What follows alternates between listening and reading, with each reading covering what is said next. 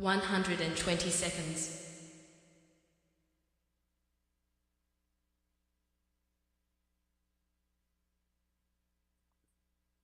110 seconds.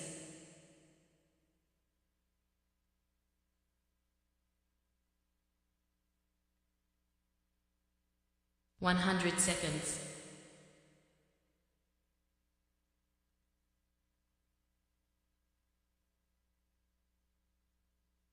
90 seconds.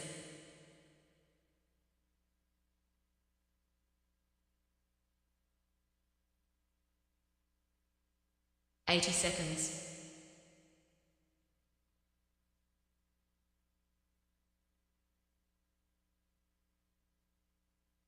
70 seconds.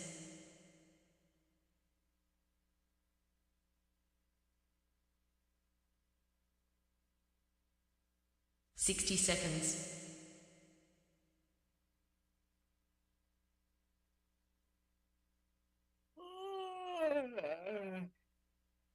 50 seconds.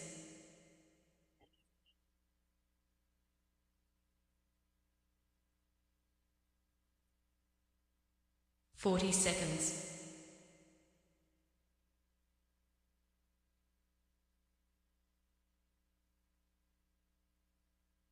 30 seconds.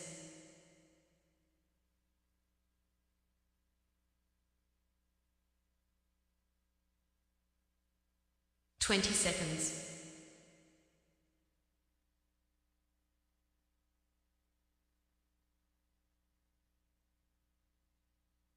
10 seconds.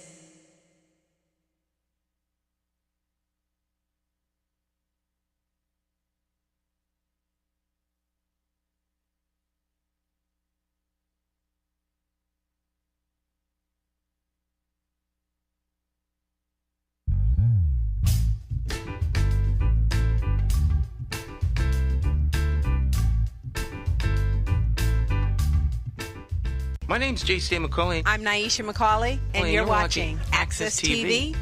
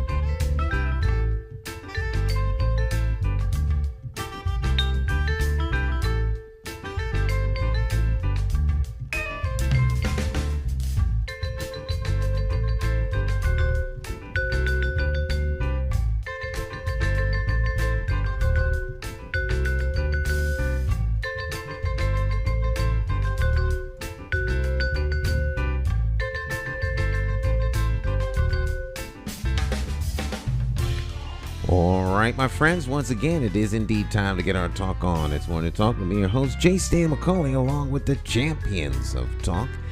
This morning, we got two talk champions in the house and a special guest joining us in a little while. We got Cacique and Dr. Maya Bowen, both in the house this morning. Yes. Dr. Bowen, how are you?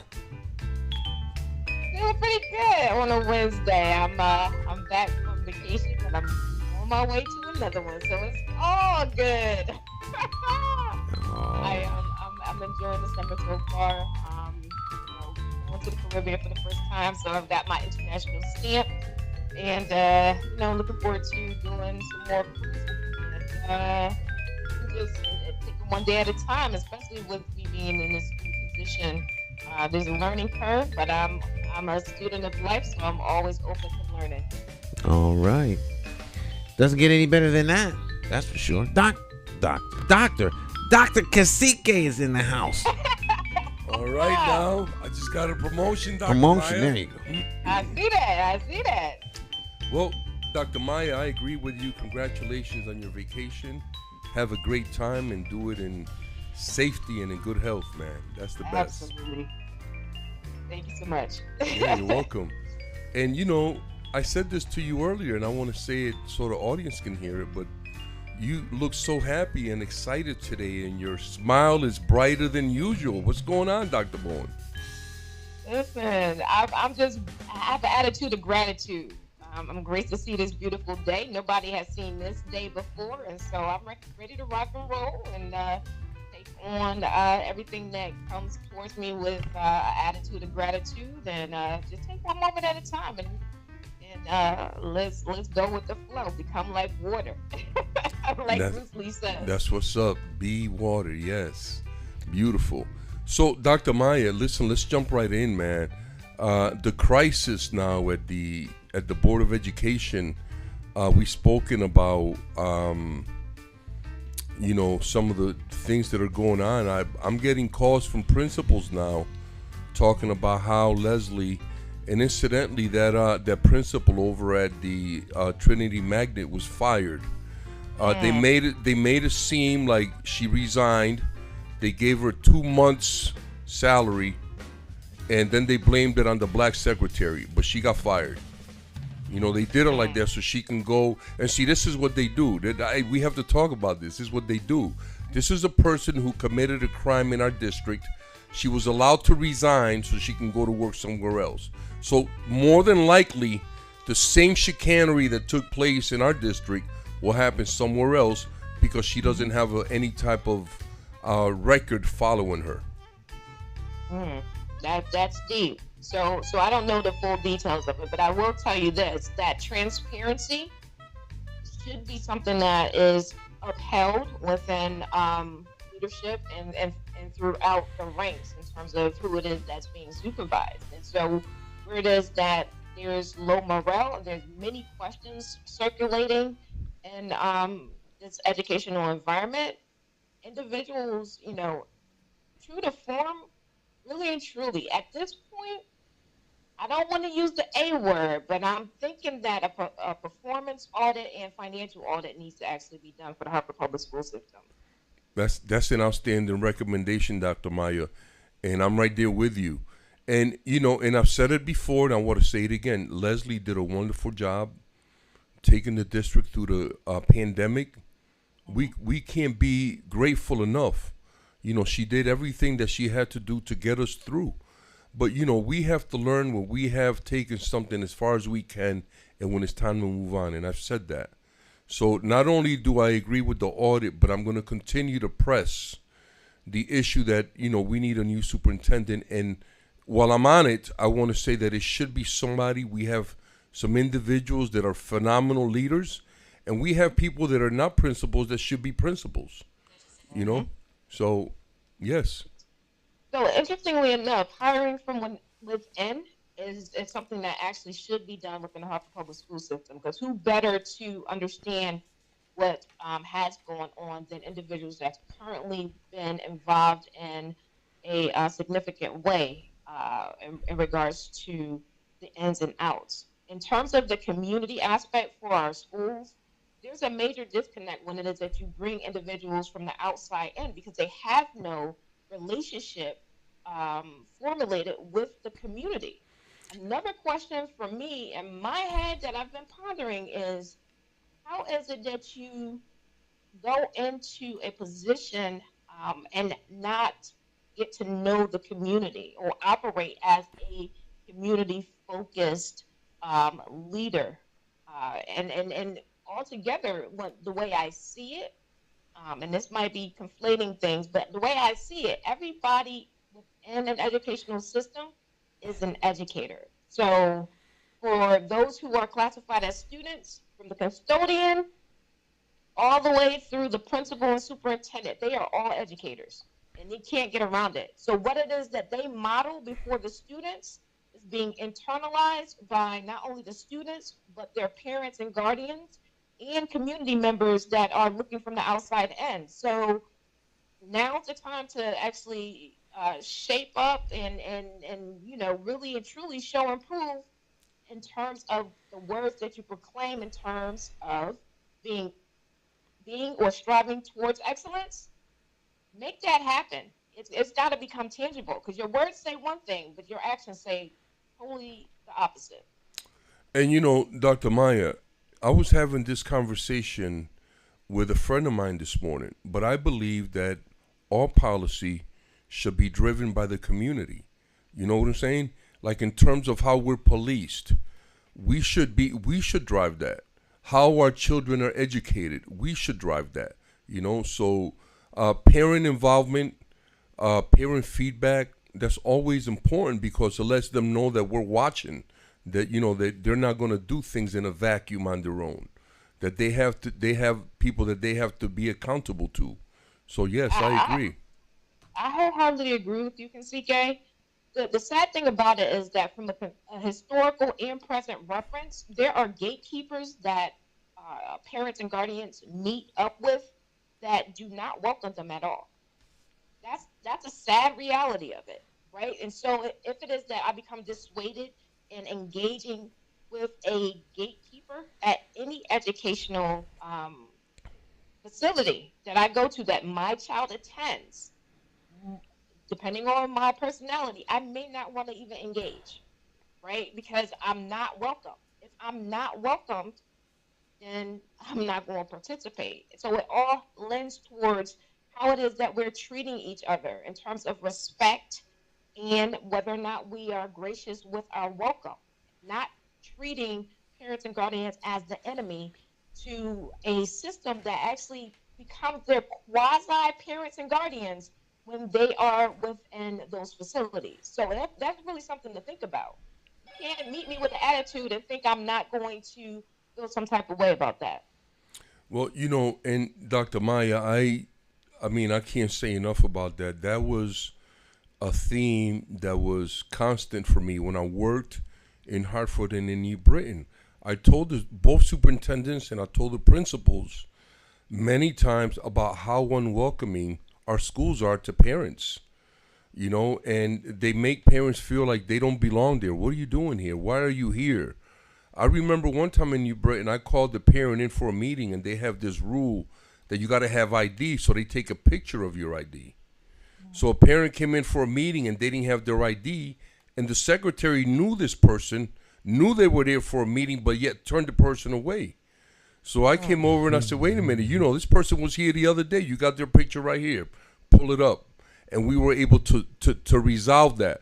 But the secretary, a very racist person, turned that family away. Just like that. Instead of finding a way to make that family have access so they can have their meeting, they were ready to just turn them away without any thought at all. And this is the kind of environment that I would venture to say most of the schools have when it comes to welcoming the community. And these are the bottom line is that whether they're called community schools or not, Dr. Maya, they're in our community. So that makes them by default community schools because they're right in the middle of our community. So I don't know what the deal is with that. And you, Stan, and I many times have said that schools should be open till at least 9 o'clock, accessible to the community, to the children, the moms, the dads, the residents, and offer different programs that the school itself, the day staff do not have to be involved with. You know what I'm saying? You create like a whole different thing for the evening. It could be, English as a second language, GEDs. You can have counseling sessions. You can have,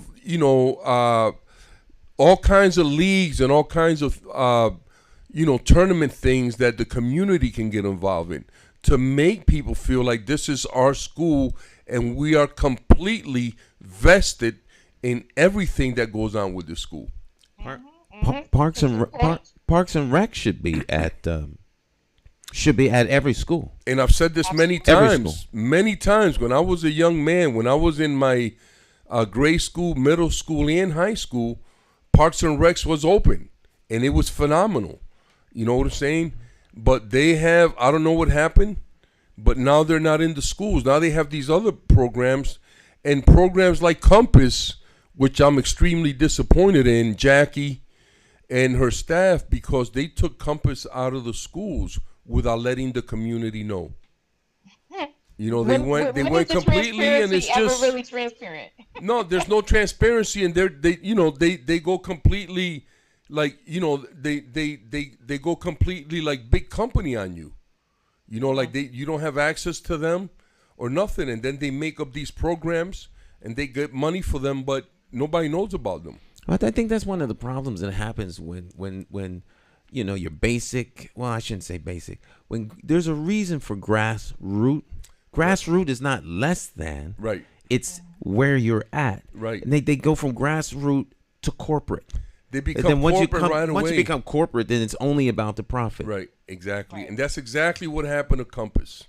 You know, where it was, and I always complain about, community-based organizations like Compass, because they, a lot of times they're run by somebody who's making a lot of money on the backs of the young people, and they do very little. They do very little to really educate and to lift up not just the staff, but the young people that they're working with. They do very little. There's very little follow-up and stuff like that. So, I've always had concerns about organizations like that.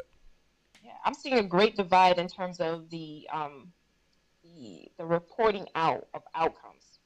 Right. So, for example, if you give me $350,000 to run a program, it should be that from a monthly or quarterly basis that I am providing you with what the results are in a timely fashion.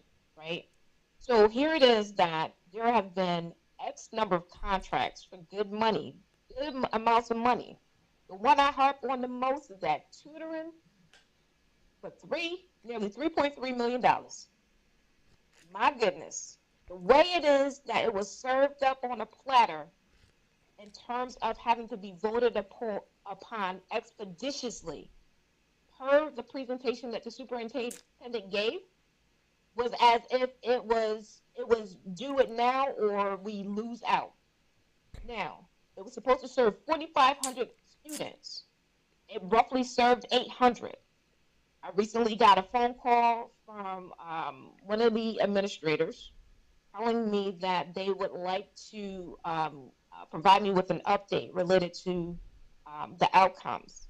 However, in that very same message, they don't have all those details together. So we can't have a conversation if you're not going to be able to address what I brought to the attention during the June board meeting in totality. What are we talking about? Well, listen. Why did you give me a call? And now keep in mind, this is 2 months later. Well, it must have been May or June, but I'm saying it's been a month later. They're supposed to follow up, I think, in 48 hours or so, 48, 72 hours within a week. But it was an entire month. And yet it's still the data that they so love to harp upon is not collected. Now, 4,500 students versus 800 students, $3.3 million. The whole modality turned from it being online after school to in school during school hours. Who knows when and how that was actually managed and what the students that actually took part in it missed in terms of other class instruction. I don't know those details. The transparency, again, is not there. They're quick to give out that money, but they are lacking in getting quick results out to the public so we know what type of results or outcomes that the students have made based on spending that money. I don't know about you, but if it is that I send my car in for maintenance and you give me a bill, everything that was supposed to be fixed better be fixed. Otherwise, you got some explaining to do. And this is where it is that the accountability is not being held to those individuals that are actually voting in favor and not being given the actual outcomes so that they can report out to the community. Now, the Board of Education has their board members. When you have multiple board members voting in favor for something and consistently the results or the outcomes are not reported back to them, who do they look to because of their oversight functionality? To the superintendent, who then looks to her staff. So it's the superintendent or staff that should be giving the results to the board members so they can know what type of progress or lack thereof that has been made. More often than not, what I've seen is that the reports that come out are only in favorable light of particular schools, which that does nothing for us in understanding the totality of the entire school district. There are like what 20 plus schools. If you're only reporting out on a certain few that are being highlighted because they are thriving, that's a problem because you're not giving us the full picture. You're actually giving us a screenshot. So, Dr. Maya, thank you for that. Beautiful. It was beautiful, your content. The first thing that I would say about that, sister, is where's the rest of the money? Just on that subject alone, $3.2 million to serve 4,500 students. You serve roughly 800, but those numbers are probably tainted. So what happened to the rest of the money? And see, here's the thing. Right. Here's the other thing that I would add to this. And people get angry when I use the language that I use, but I think it's very appropriate. These people that are not reporting, and it has to do with money, we have to find out if they're stealing, because if they are, then they are committing crimes and they should be prosecuted immediately. You know what I'm saying? Because we need to have, safety valves every step of the way, because we know that humans, and that would include us, our nature sometimes is when we're going through some rough times and we have money available to us that's not ours, sometimes we use that money, right? And I think that that's what's happening.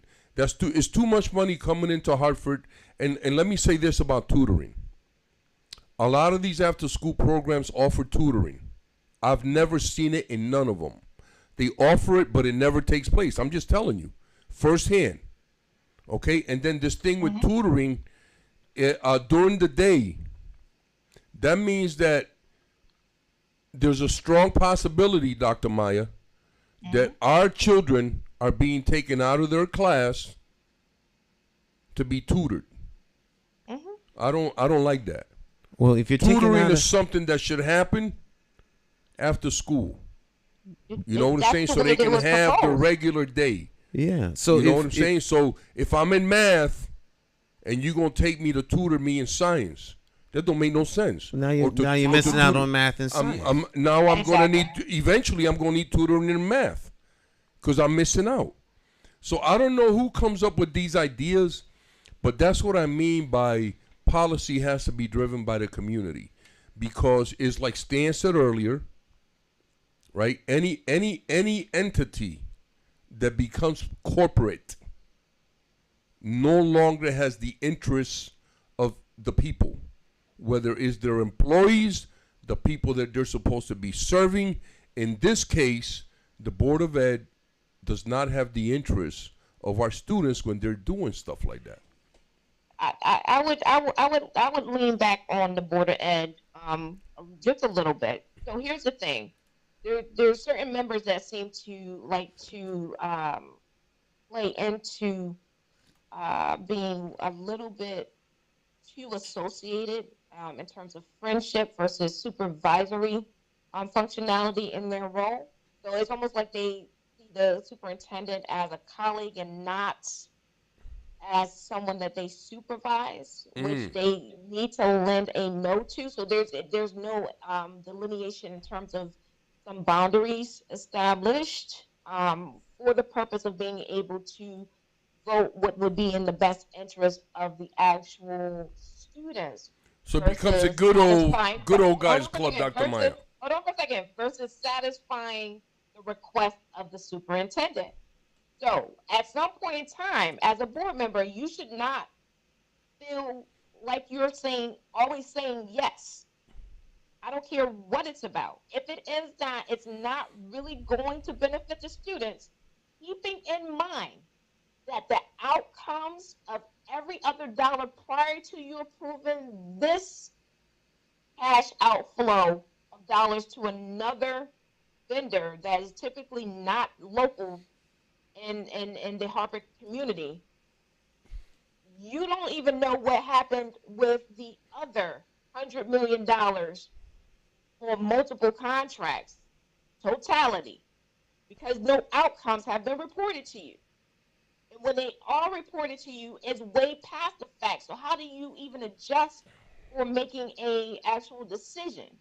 If you're always going to just rubber stamp something, you really don't need to be in that position. You need to see yourself as a board member who is in a supervisory position that is working in the best interest of the students and the community. Those are the stakeholders that you are being held to a standard by. But if you are close to the superintendent where you refuse to say no to whatever she proposes or requests, then we get what we get. Hence, a performance audit and financial audit needs to be done for the district. Now, I don't know if that's good or bad in terms of how people may see it, but let's take a look at it. If we don't talk facts and uncover what's been going on, I hope nobody's expecting for it to get better without understanding where it is that we currently are in the grand scheme of things. We got to pull the covers off of this. Otherwise, we're going to have a whole nother thing coming down the pipe that is not going to be very favorable. Where we sit right now, things aren't very favorable. No, are they? So what I was saying, Dr. Maya, it sounds like it just becomes like a good old boys club. You know what I'm saying? They kind of just hang out and nothing really gets done. Well, there needs to be some. If everybody's rubber stamping the superintendent Not stuff, not everybody, the majority. Because remember, everybody gets one vote. yeah. Well, the majority rules. We need to start having these Board of Ed members come on this show and asking them some questions, man. I think that's I'm gonna start calling. invite. I'm I think that's legitimate. But I think what we need to do is really push and drive community members to start showing up at board meetings and asking some of these tough questions, because oversight, trust but verify. Yeah. There just needs to be better oversight, because in theory, the board members are the oversight panel.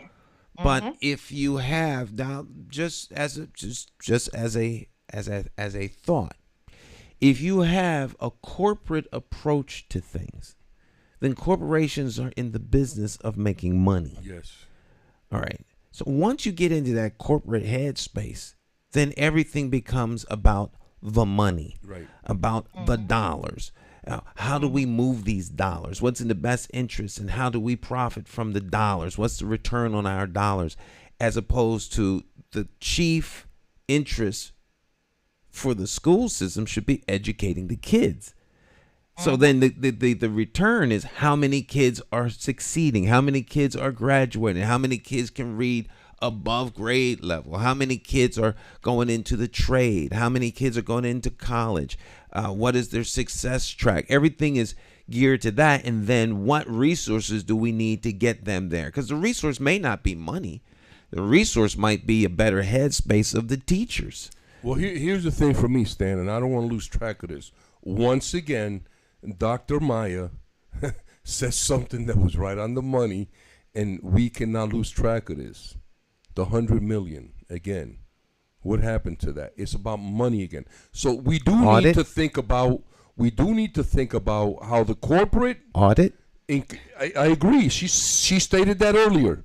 So I agree, right, that these people are stealing. I'm telling you, I know they're stealing. But unless we conduct these, and then when we find out that they're stealing, we can't let them do like the police do. The police commit a crime and then they judge themselves. So if people on this on the Board of Ed, whether there is the Board of Ed members or staff at whoever's doing it, when we find out, we cannot allow them, Dr. Maya, to judge themselves. Oh, well, we're gonna suspend you for 6 months. You stole $3.2 million, and we're gonna suspend you for 2 weeks. Because that kind of stuff goes on, and I'm very wary of that because on this show you say a lot of important stuff, Dr. Maya, that all these people know about, but yet nothing is being done, and that's really the thing that sticks in my head the most. Mm-hmm. That nothing, everybody knows. Even the ones that aren't voting for the superintendent, rubber stamping her stuff, they know stuff, and yet nobody's going public with that information. You know what I'm talking about? So to me, it's like I said earlier, it becomes a good old boys club where it's just fun being a member while you're there. You got some certain person privileges, and then when your time is up, you just leave quietly. Well, that's an unacceptable. Well, that's what's happening right now, right, Dr. Maya? Isn't that basically what's happening? There's so many variables and moving parts and non-moving parts in this whole equation, right? Really and truly, from my perspective, it would be nice to have the superintendent and her staff actually provide timely information so that more of the report out of outcomes based on how these dollars are spent. Let's put it this way. If I was in Avon or in West Hartford or Farmington, you think the board members aren't getting a report related to how that money is spent? They absolutely are. But on our end, that does not seem to be the case, which means that if it is that I'm placing the vote as a board member without the details related to how it is that the money has already been spent, when somebody comes back for more money, how can I vote in favor of that when I don't even know what you did the first time? Exactly. And that's conspiracy. I can't. That's criminal. I mean, if I do, my vote is on the record. But the question becomes how detrimental is that to me? Because I already know that I'm working within a structure that's not going to penalize me. Because I voted yes, even though I don't have all the information I need to vote. And see, that's what I mean. Vote correctly. Well, not necessarily vote no, but vote correctly. I don't have everything that I need to actually go affirmative or affirm the request being made for a second round of funding to the same company. So I don't want to mix apples with oranges.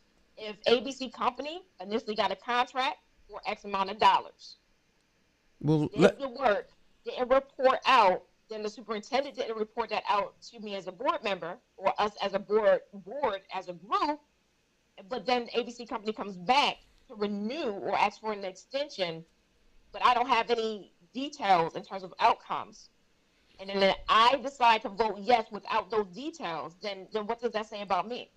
I didn't have any pushback. So, I mean, what are you going to do? Just rubber stamp? Why would you rubber stamp? You're in a position where you could actually nip that in the bud and demand that you have the adequate data to be able to assess whether or not ABC Company should be rewarded or awarded with additional funding to continue to work with our students.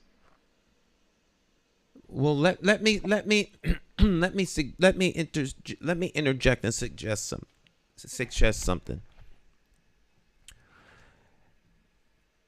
Every system produces, of course, what the system is designed to produce. So, I think that the investigation and the deep dive into all of this is useful if the information once once it comes out is if it resonates with a group of people. I think in some towns it would, but in other towns it doesn't. And I think we also have to remember that Hartford's a very poor city. The people in Hartford are poor. Hartford's not poor. The people in Hartford are poor because there's a lot of money in Hartford. Yes. There's just not a lot of money in the pockets of the people who make ultimate decisions. So if the oversight panel is bogged down with all kinds of other issues, like how they're going to pay their rent, their phone bill, their cable bill, how they're going to pay for food or medicine, then they're not necessarily concerned about these things. And so you really need individuals or groups that do these things. And I think this is one reason why your grassroots organizations always wind up compromised, because they're the ones who are actually doing the oversight and the deep dive. And then next thing you know, they wind up being co-conspirators with the very group that they're supposed to be keeping in check. So you almost need like investigative reporters to go in, do the deep dive, and then just report what they're doing. Because if I think it's less. It's a combined problem, but it's less the problem of leadership that doesn't produce the data that the board members need, and more a problem of the board members demanding the information. And so to me, the people accountable are the people at the top. So either it's the leader, in this case, of course, would be superintendent, or it's the board that sets the policy and monitors the success of the superintendent. So like, what are the deliverables and what is the relationship between the oversight body and the executive or the executing body, the people who are supposed to be, or persons supposed to be implementing all these policies? Because it's my observation that this person is a subordinate of this body. Right. But that is how it's supposed to be. It seems to me that this body is a subordinate of this person. Yes. And this is one reason why you need a change in leadership in certain institutions and operations, because once the oversight body is under is becomes subordinate to the leader, it's a wrap, because there's no longer this entity that holds them in check. So what she should be or he should be doing is almost irrelevant, because they're not doing it. And once that's where this is flipped upside down. The dynamics of, so we need a new board. It looks like we're gonna have to shake up the deck. Yes. You need new So it's new safe board to members. say that we don't. Replace them. It's You Dr. gotta Maya and Stan. them out. It's safe to say that the community doesn't have presently any representation That's on the Board of Ed. right. It would be safe for me to say that. Right. So what we have ultimately then would be government without, what is it? Something without representation? Yes, government without representation. That's correct. So you have no representation when your representatives no longer represent you, which should be abundantly evident unless you're suffering from Stockholm syndrome. It should be easy to ascertain. Are your kids graduating? Can they read and write? These are things that you can really like take a look at. Are certain things operating and functioning the way they should? If they're not, then you have no representation. Well, I according would to say some, really quickly. yes, I go would ahead. say really quickly that there are two individuals that are on the board right now that are trying to establish an accountability measure. That would be Shantae Brody and Tyron Walker, based on what I've observed. So, the remaining board members though have y'all better look at what they're doing. Look at all the videos. They're recorded. Community, y'all need to chime in on this in order for us to redirect the course of this ship. So we need to replace. We need to we need to replace the ones. Well, we need to replace the ones. We need to replace all the others except them. Well, let me say this though. Let me say this real quick. When Shantae Brody came on the board, I was in some committee with her or something, and I remember saying to her sister, the first thing you need to start doing is start rewriting every policy and every rule of the Board of Ed because it's all racist. And Tyrone Walker, I'm surprised to hear about him because he's one of the biggest supporters of the white power structure in Hartford. He's a member of the 6th District Town Committee. He supported all of the dumb things that they do. You know what I'm saying? So I'm kind of surprised to hear that he's doing something like that. Maybe he wants to be black again. Because, you know, we've had a lot of people. You can never not be black. No. Listen. A lot of black and brown people, sister, get up in the morning, and when they look in the mirror, they see a white person. I'm telling you. Because of the way they behave. And now when they start to try to come back and do some things. I'm happy about that. Yeah, but you know what? In all reality, black and brown people, because of the pigment of their skin, are the only entities on this planet that can never claim to be white.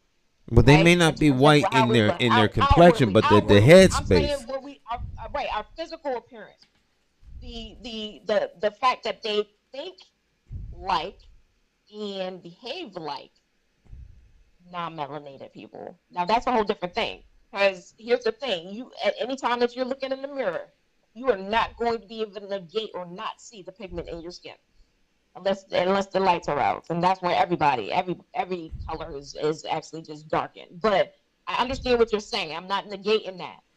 But the thing in terms of the mindset and the behaviors, that's what you're speaking to, and I understand that, Kasike. And so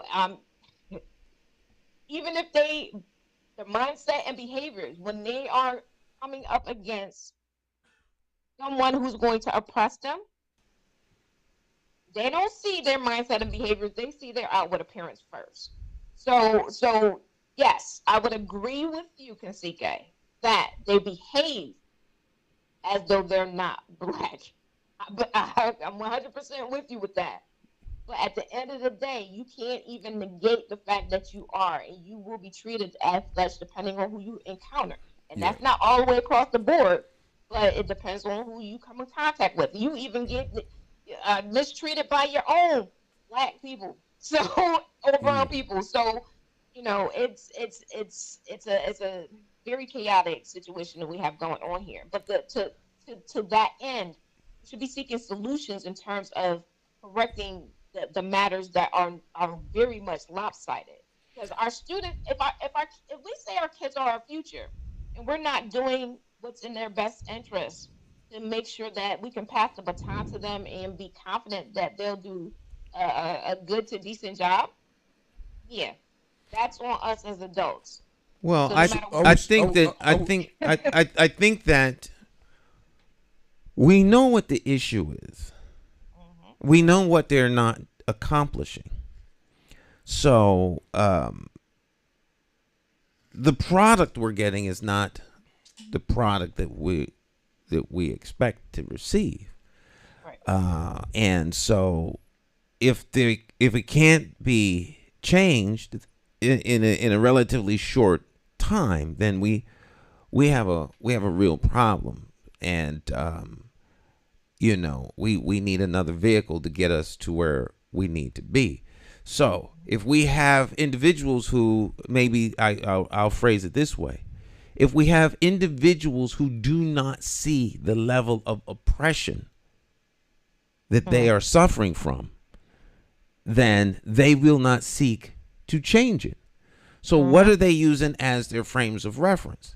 So, like, if I have 50% of my kids not come to school this month, and next month I get one more, then I can say our attendance is increasing. Well, Yep. that's true technically, but the crisis is that they're only 50% plus one here. We are still missing 3,000 children. We're the other kids. So, we don't want any kids missing from school. We want all kids reading at the 8th grade level, minimum. We want all kids focused on like reading, writing, arithmetic. Other social issues are fine, but that's not what they're in school for. We're focusing on the wrong things, and therefore we're not getting the kind of outcomes that we should be getting. I guarantee you, the parents in Avon absolutely positively they're not putting up with this stuff. They show up in mass, but they have disposable income. They have representatives that represent them, or they walk down to City Hall or over to the school board and they get rid of them.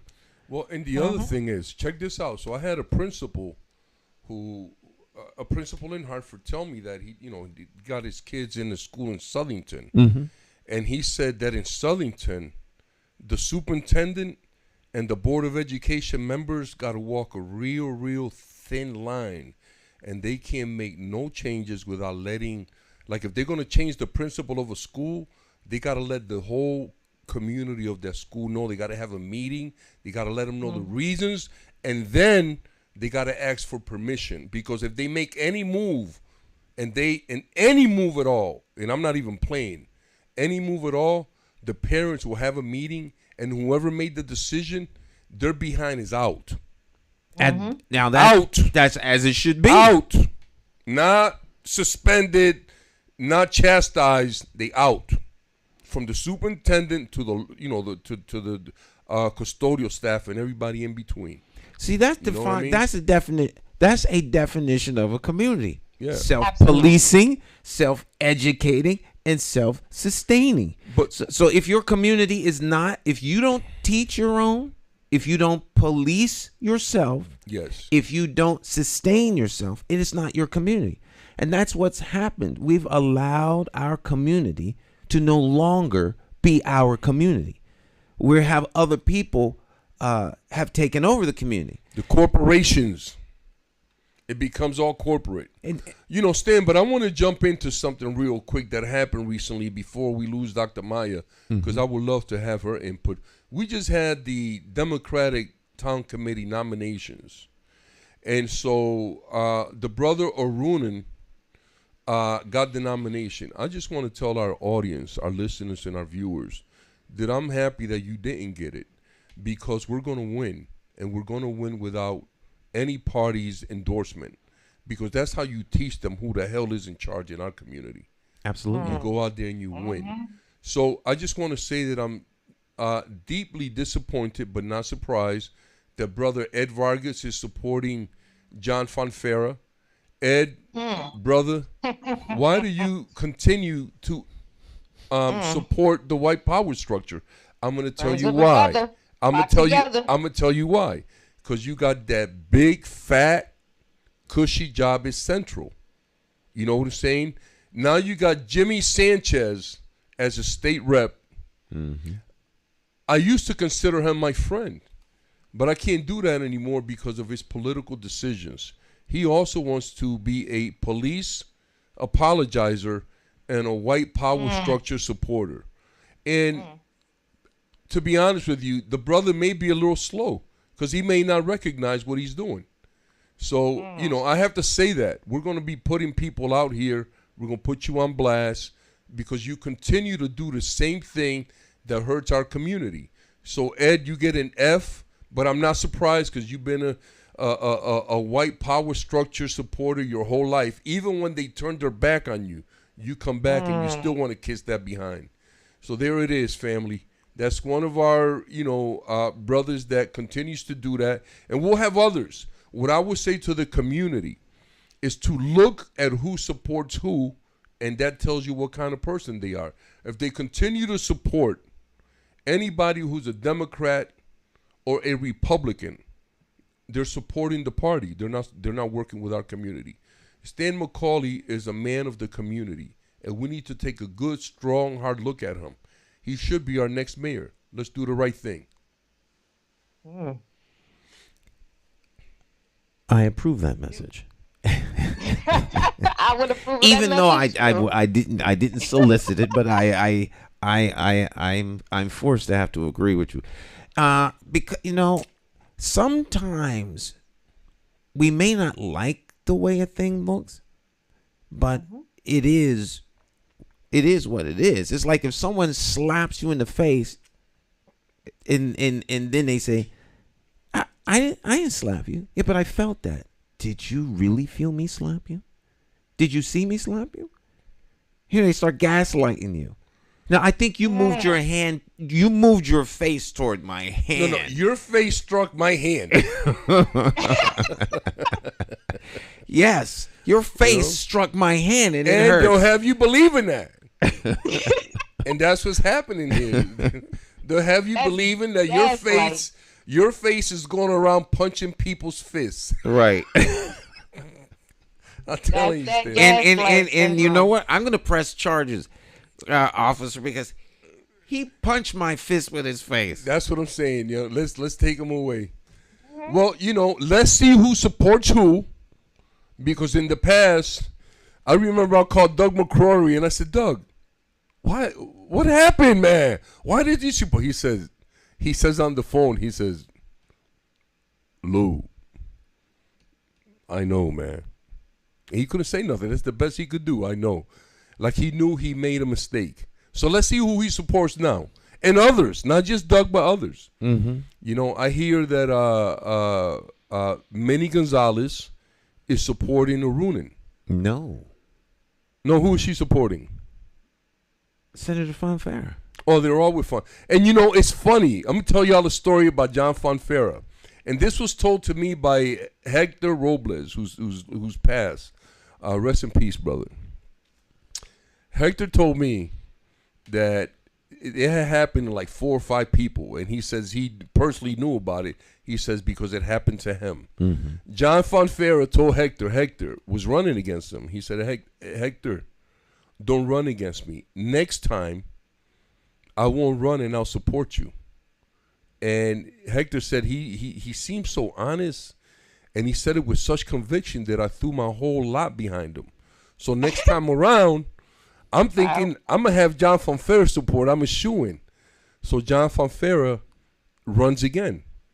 And this time, Hector doesn't buy the line. But there's another person who's running that's looking better than Hector. So John goes to him with the same line. He gave Ed Vargas the same line. He gave Manny Gonzalez the same line. He gave what a way to a take couple out your others. competition. He gave a couple others the same line.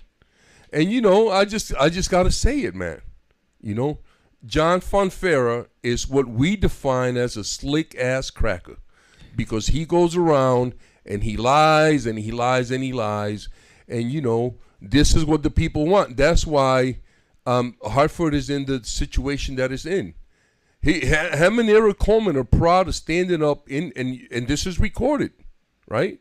They're proud of standing up and saying, we Eric and I have been in office for so many years, and we've seen our district decline in other districts, or we've seen other districts decline in our own. And so when they said that, the only thing that came to my head immediately is, then why are you running? If you have been unable to stop the downfall of your own district, what is your plan for our city? You know what I'm saying? And in my country, and I have to say this, and about anybody who supports the white power structure, in my country we say that fresh people like that have to wash their face with urine in order to come out here and be able to do what they do. You got to have a strong, they're fresh people. They don't respect us. They don't respect our children. They don't respect our elders. They don't respect our way of life. And we have to put an end to this. You know what I'm saying? And we have to take charge of how everything is done in our community. The way that we're policed, the way that our children are educated. Stan, last week, and Dr. Maya, you know this more about this than I do.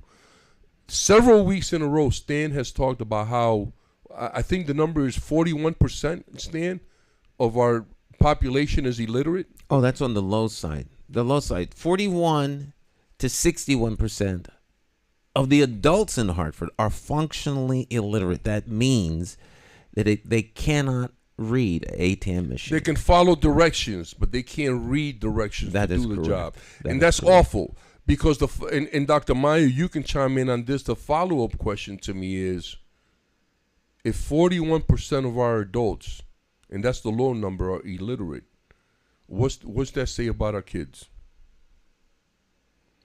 Well, it speaks more to the adults that are in charge of performing their duties as teachers than anything.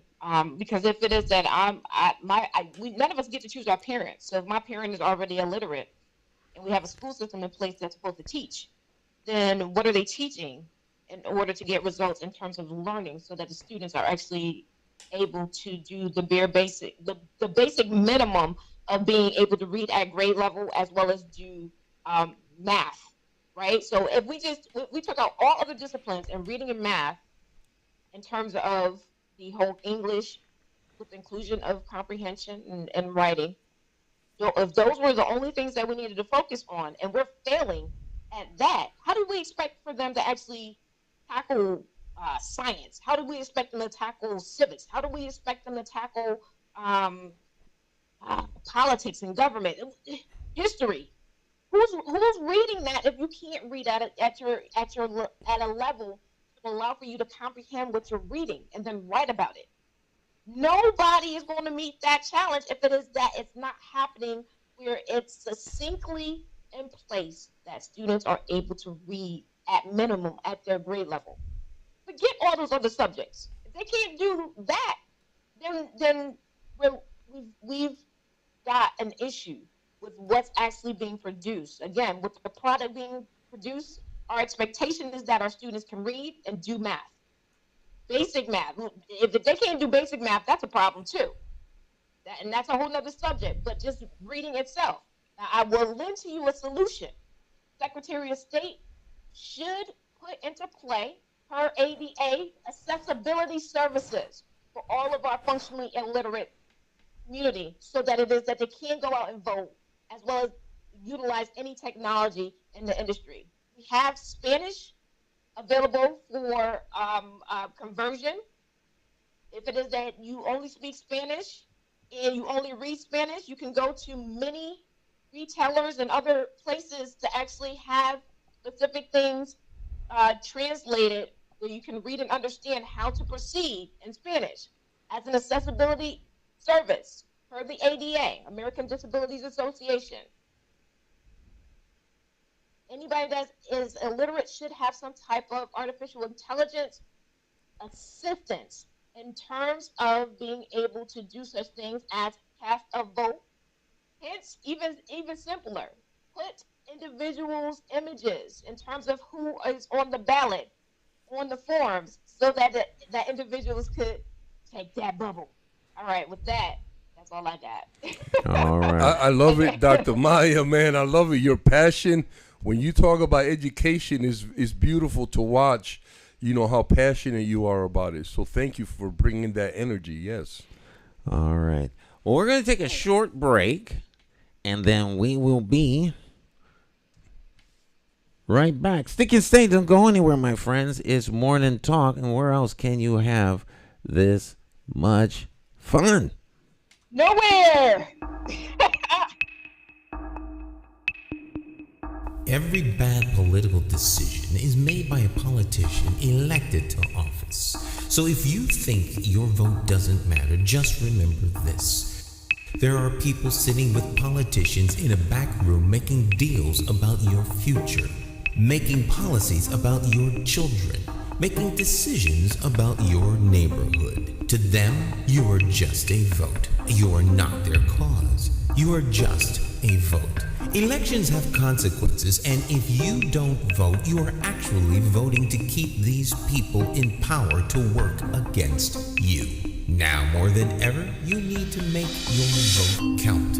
It's time to clear the air and vote for a mayor that is unbought, unbossed, trusted, and accountable to you, the constituent. My name is J. Stan McCauley, and I am an independent thinker, and I approve this message. I'm asking you for your vote on Tuesday, September the 12th, 2023, in the Democratic Party primary election for mayor of the city of Hartford. For more information, visit McCauleyformayor.com.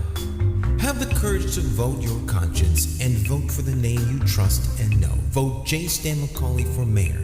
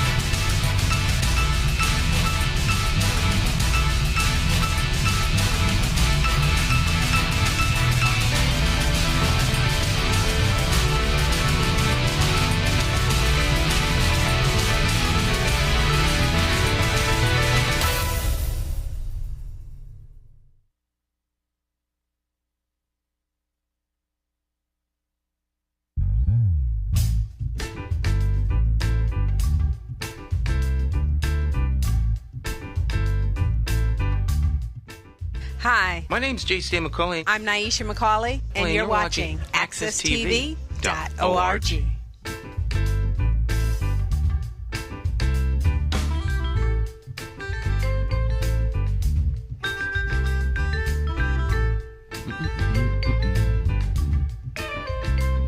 The incomparable Jay Hogarth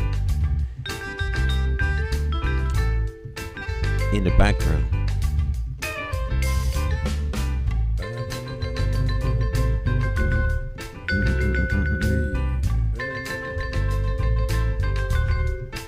I'm trying to see if I can't get Jay to come.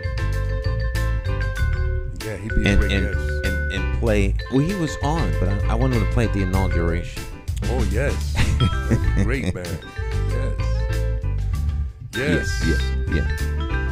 I think we can do that. It's phenomenal. I like his music. Oh my goodness. All right, well, we'll be here listening to Jay Hogarth for the rest of the day. Yeah, if we had our way, right? Absolutely. But his album deals a lot with consciousness and headspace and bringing you into that right place. You know, if you look at the song list and what the album is about, and so that kind of like ties into what we're getting ready to talk about now with our special guest that's going to be joining us here at the 9 o'clock hour. And I always let the producer who brought the guest do the introduction. So, Cacique, you had the floor, my friend.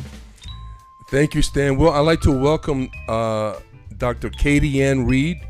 She's a PhD in public health, and so we're very, very excited and happy to have her. Welcome, Katie Ann. Thank you for having me. It's a pleasure to be here with you and your audience this morning. So, Dr. Reed, a doctor of public health, what exactly does that mean? I mean... That's a really good question. And I think during the pandemic, I think a lot has been said and known about what is public health. So my doctorate is in public health. I received that at University of Albany in New York, upstate New York.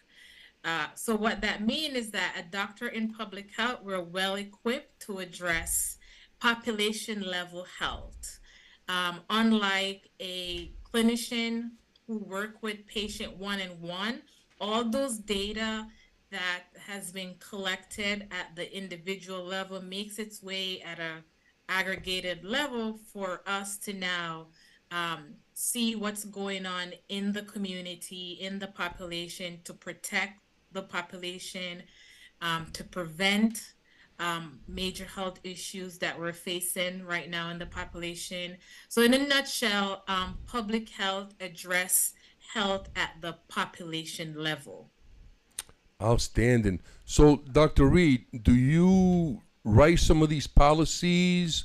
Do you like critique them? What is it that you do with that?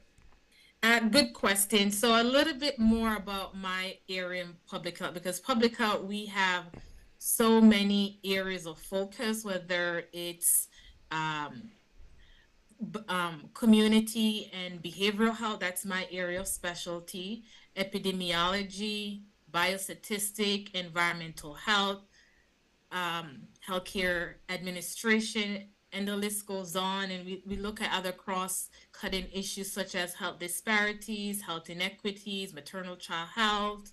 So those are some of the issues, our topics we covered.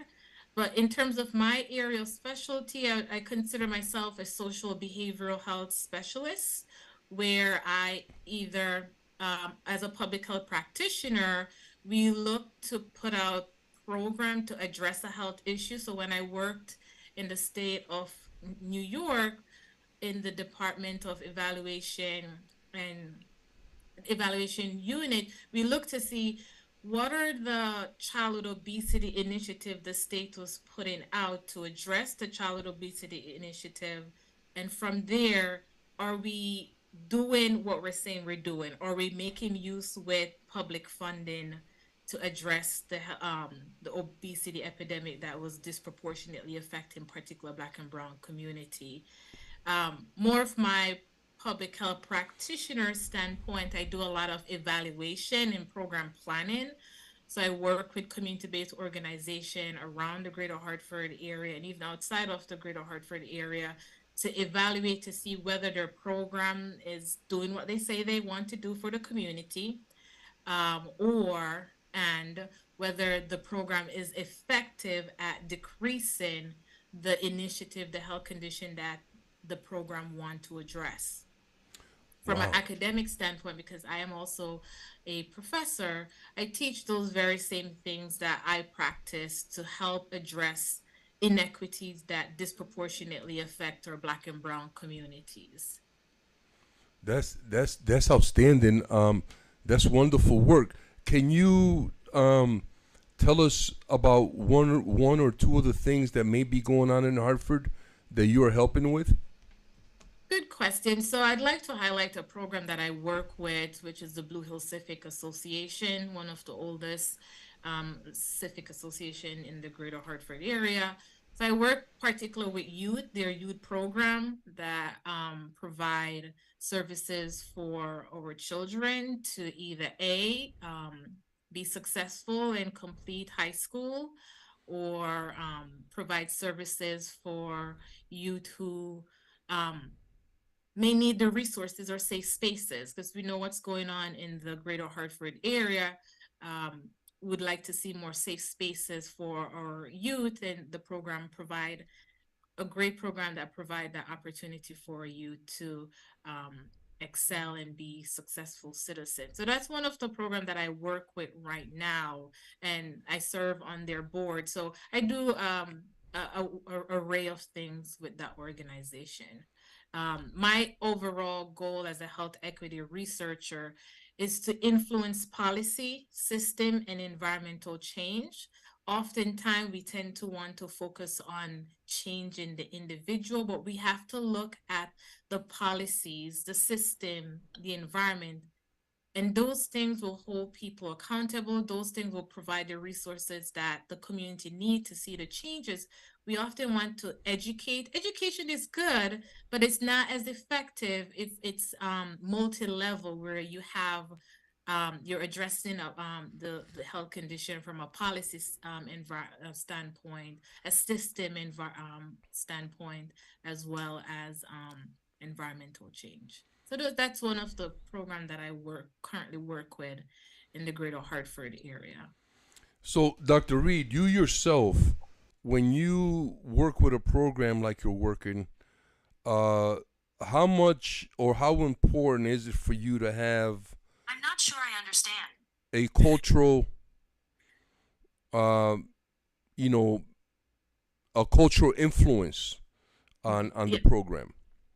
That's an excellent point. And I'll talk a little bit more about that. You're kind of touching on a topic that I'm very much passionate about. So particularly when I do research, my research is focused on Black population, particular Afro-Caribbean population, myself as an Afro-Caribbean.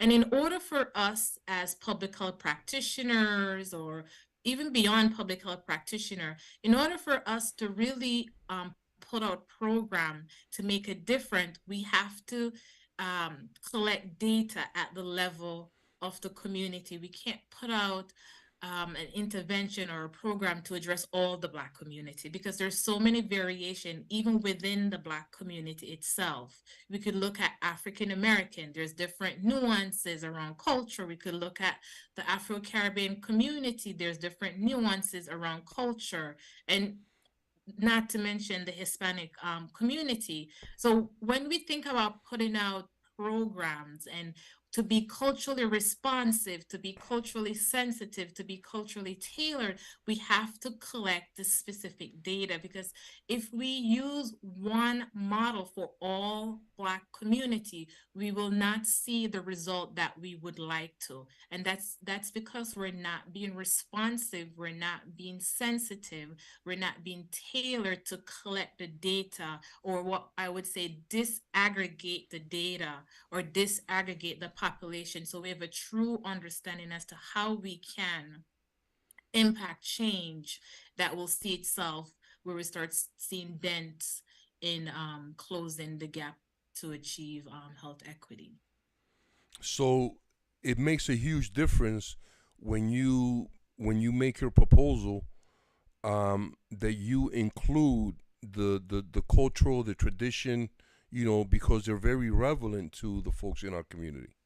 Oh, definitely. And myself as a researcher, when I collect data on the Afro-Caribbean population, having that insider outsider role, I'm able to interpret the data.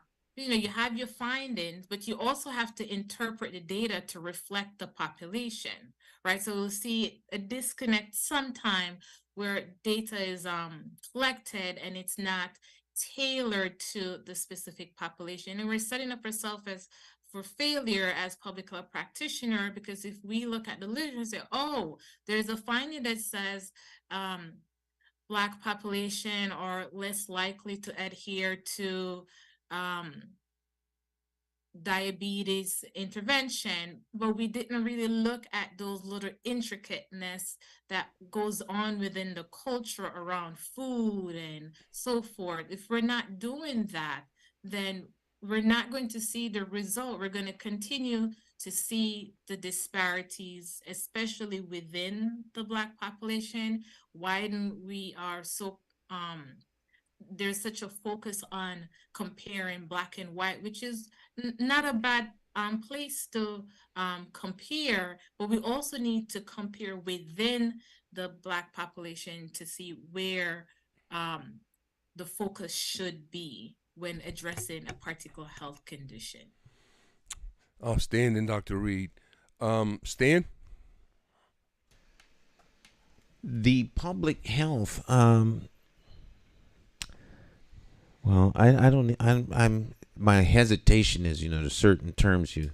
At one time, if you said on social media, you could be blocked out for life. So I'm trying to find the right words to talk about things. When it comes to global health initiatives that impact nations and economies, the determination as to how you distribute the resources and ways to help people. how are some of these things determined? We just got out of a big a global issue around the pandemic, and certainly this is something that needs to be taken extremely seriously. But like when these policies are made, because right before you came on the air, we were having a discussion in terms of policies relative to education and how the public should make input into these. But there are some things that the public, totally unaware of. Clearly, they're not experts at. But how difficult is it, and what methods are used to try to communicate to people the necessity? And I'll use this as an example. It's kind of a long-winded way to get to the question. You would have individuals test, silver coins in their pocket as a way to reduce stress and sell those by the millions. Yet you can't move an item that in theory is going to save your life. Who makes those decisions as to how to get this stuff out? Are those made by policy experts? Are they made by health experts or politicians? That's a very good question. And when we think about policy, I always answer the question, there are so many stakeholders who are involved in the process. Sometimes some stakeholders are viewed as more important than the others. So let's start from a stakeholder standpoint, from a funding capacity, public health practitioners, community gatekeepers. They're all at the table, but sometimes being at the table doesn't mean your point, your community needs are reflective of what's supposed to be. And also the community resident taking a stand of showing up at the poll, right? Because if we show up at the polls, not at the national level election, but the very localized one, that makes a huge difference. If we show up in numbers in who we advocate for and who have our best interests, we'll see where initiative and policy and funding are more reflective in the community needs that we look for. It's very critical when you think about who's at the table, right? And how we change who's at the table, that's a very tricky question to answer. I don't really think I have the answer at this time. But it all depends on who's at the table, who really have the interests of the community. And we as community resident, myself as I live in Hartford, we just have to show up at the polls if we want to see the change that we're looking for. And we also, when information are put out to the community, and going back again, it needs to be tailored to the community understanding what that looks like. How will it impact their community? How will it impact their family? How will it impact their pockets, right? So I don't think it's put out to the community in that sense, in a broad base. I would like to see more of that. So it's a stakeholder perspective, and it includes everyone.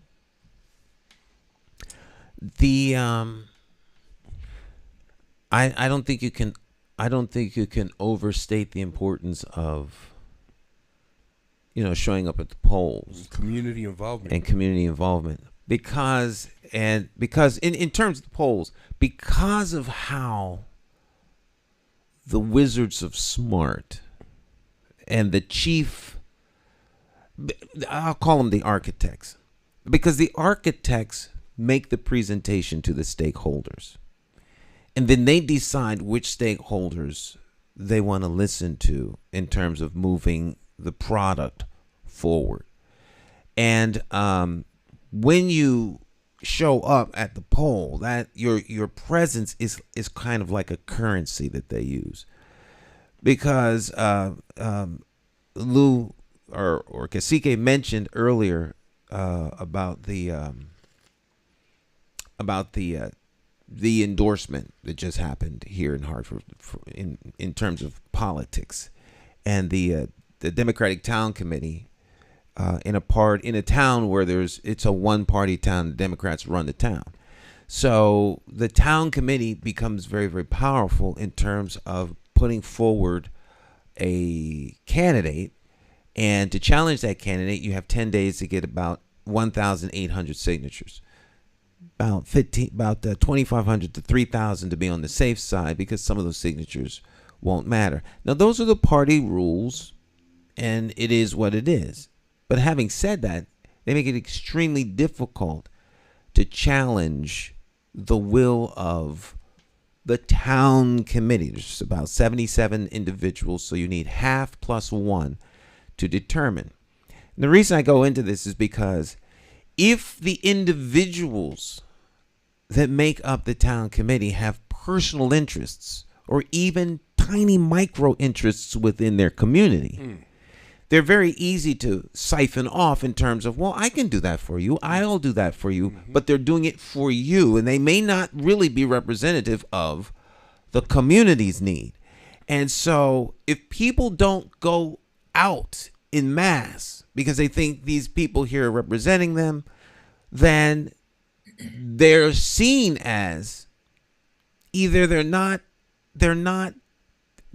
engaged enough to matter, because the absence of their voice, we don't have to worry about hearing from. Whereas in communities where people turn out, well, you're going to hear from these people. So we need to, at the bare minimum, we need to appease them. And the appeasement might be, well, we'll give them some money for that project. We'll give them money for this project. We'll make sure their roads are plowed. We'll make sure that the school is built new. All those kinds of things happen because they don't want to hear from them. But in areas where people are disengaged, there isn't a lot of turnout. So it's very, very important. And I guess the overall thing I'm trying to leverage out of what you said for our audience is that you're not turning out literally affects the public health care you get in your community. Whether there's an urgent care center, whether there's a mental health center, whether there's money set aside for programs in your school where you can get mental health. If there's communities that are poorer or impacted by poverty, oftentimes have issues around crime. So, does the school have emergency teams that come in and give you mental health care and talk to you or crisis teams that come in when situations happen? Or is it something that, is kind of like, oh, well, that's just a normal way of life in that community, so we don't really worry about it. And so all these policies that are made, I would imagine, by people that are in your position. But if the people that you're trying to help are disengaged, it would seem to me that makes your job all the harder. Well, I mean, as a public health practitioner, I would say that we can't change everything. We can't change everyone. If we make a change for one person, that one person change another person, it trickles its way. So we don't go into the field of public health. Well, I would say for myself, our goal is to prevent and protect the population, but we know that we're not going to do that for everyone, right? And I want to go back to my statement earlier around policy, system, and environmental change. In order for us to see the changes that we want in our community, we have to move beyond the individuals and focus at the level where those changes impact individual behaviors. So if we're looking at a particular health condition, probably I'll go back to violence in the community, which is a public health issue or public health crisis we're seeing across only in Connecticut. But we have to look at the policies in place. We also have to look at the individual level, but it has to be a multi-level approach. And we also need to look at what's going on in the particular community. What are the ways that we can be more responsive, culturally, sensitively, tailored to see what exactly we need. If we think about addressing these health conditions, how can we start addressing these health conditions before we even get to where we are? If we're using a life course perspective, right?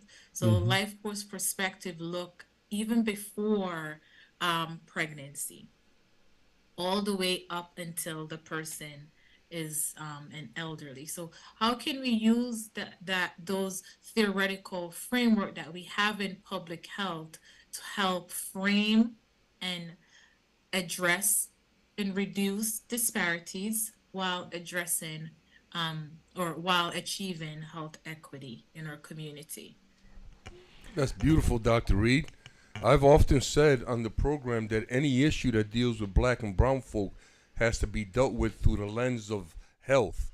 This way, there's more of a conscious effort by the health community to really help with some of the things that we're talking about on this program. Now, with that being said, Dr. Reed, do you think that the way that black and brown people vote can be addressed through the lens of health? This is my perspective, and I think during the pandemic, I see a lot of work being done around whenever there's a policy, there should be something policy in health, because everything about our life have an aspect of health.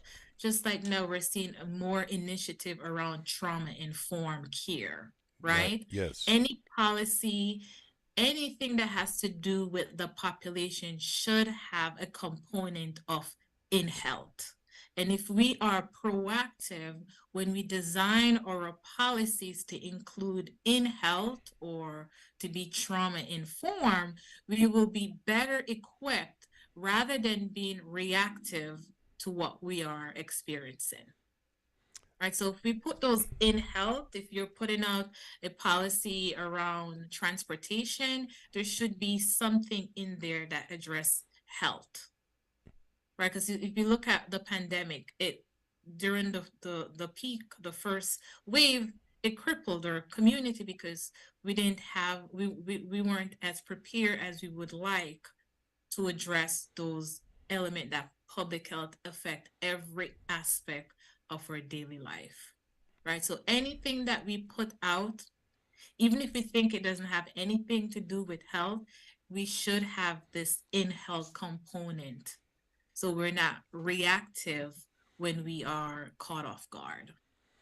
Man, what a beautiful answer, Dr. Reed. I am completely in accordance with you. It's so good to have you. We look forward to having you back again in the near future to continue this discussion. Thank you so much for coming on. I know how busy you are, and I know that it takes a lot of effort for you to move your schedule around. So we're very grateful to have you on today, Dr. Reed. Thank you.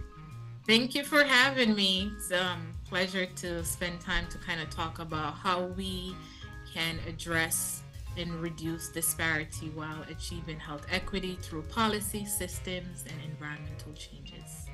Absolutely, man. Thank you so much, Dr. Reed. Like I said, we look forward to having you back on in the near future. Absolutely. And have a wonderful day, and thank you for all that wonderful information, man. Let's keep growing and let's keep building. All right. Thank you all. Be well. You too. Sister, peace. Amen. So Stan, man, what a wonderful guest. Absolutely. Great information. Great information. Intelligent, man. And it's like I like to say, Stan, there's brains behind them good looks, man. She's outstanding. I'm grateful that she came on, and moving right along, brother. I just want to give out a couple shout outs, but the first one is going to go out to what's his name? Now I forgot the guy's name. Walden St. Just and his beautiful wife Melissa St. Just. They have been doing a basketball tournament, brother, for the last 10 years in honor of a young brother that passed, Bomani Jones. The tournament is called Bomani Jones Lives Through Us. It was held at Goodwin Park. That place was full the whole weekend. It was just pure love, great energy. Walden and Melissa and everybody else that was involved, thank you for the love that you've shown Bomani in our community, because you all have impacted so many people through this tournament in a very, very positive way. So we're grateful for everything that you do, and I want to say thank you on behalf of our community. All right. It was outstanding, Stan, and I tried to get you out there, man. I went out there and I seen so many people that were supporting, watching the game, and the talent out there was outstanding. So many young people from the greater Hartford area, not just from Hartford. They came from everywhere to support this tournament, man. And it's really, it's like the biggest summer tournament around here. Wow. In terms of like a tournament, there's only like 3 days. I think they do Friday, Saturday, and Sunday. And, with all the championships culminate on Sunday, man. They have food, they have music. It's just a nice community environment. That's the kind of stuff that we want, man. So, yeah. If you all have any kind of community events or anything like that, please let us know, because we'd love to stop by, take some shots, do a little shout out, and so just drop us drop it into the chat section, and we'll stop by. I wish he did call, but by the time I checked in with him, it was over.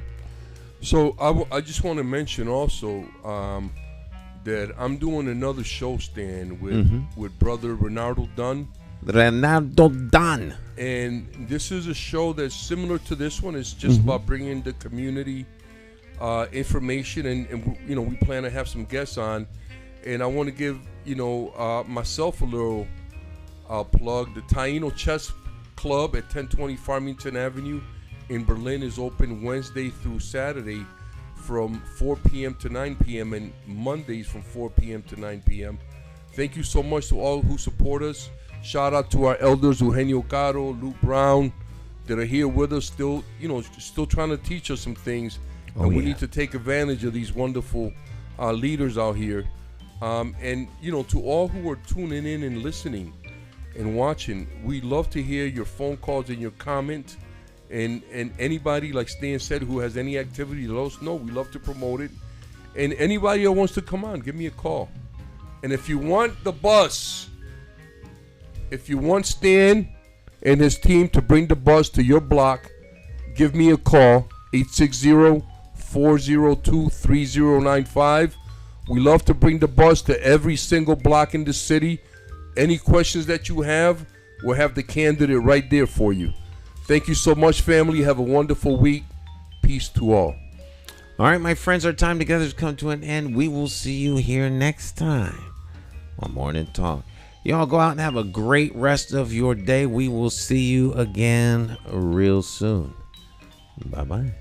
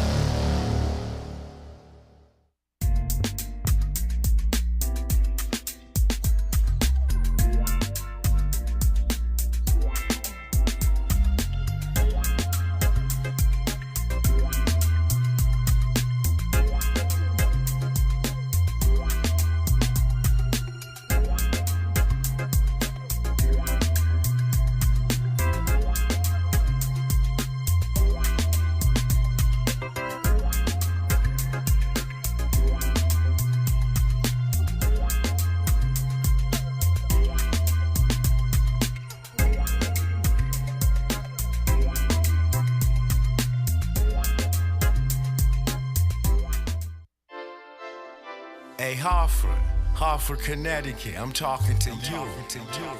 We gotta get out and vote. Vote for Stan McCauley. It's our time. We gotta rise up and take it back. Vote for Stan McCauley. Vote for Stan. You gotta vote for Stan McCauley. Vote for Stan. Vote for Stan. Oh yeah. It's more to politics than just what your social covers. And it ain't somewhere written down in bold letters. Don't just take my word for it, do your research. Think of your future, look at your bigger picture. Shooting tie, clean up, unity for the righteous. Plotting on action, hands on access. With a light source vision, door to door knocking. Guerrilla style marketing, brainstorm as a collective. Real neighborhood suggestions. Only we know what it is where we living. To make real life decisions. Move on facts, make it manifest back. You gotta vote for Stan McCauley. Vote for Stan. Vote for Stan. Vote for Stan. Oh yeah. Look at your city. Stop. Take a look around. Is opportunity flow into your house? Are you working? Wait, can you save some money? And is your neighborhood safe? Or is it a homicide every night?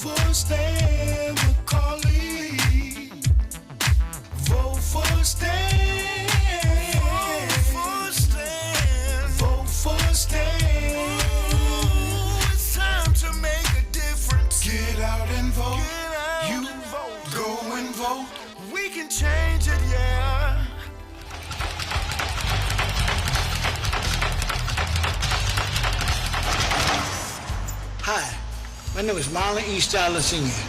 Many of you may know me as the two-time welterweight champion of the world. I'm here to tell you that Democrat J. Stan McCauley, as our next mayor, will fight for you until the last bell. Help me throw a knockout punch. Go out and vote for Stan the Man. My name is J. Stan McCauley, and I approve this message.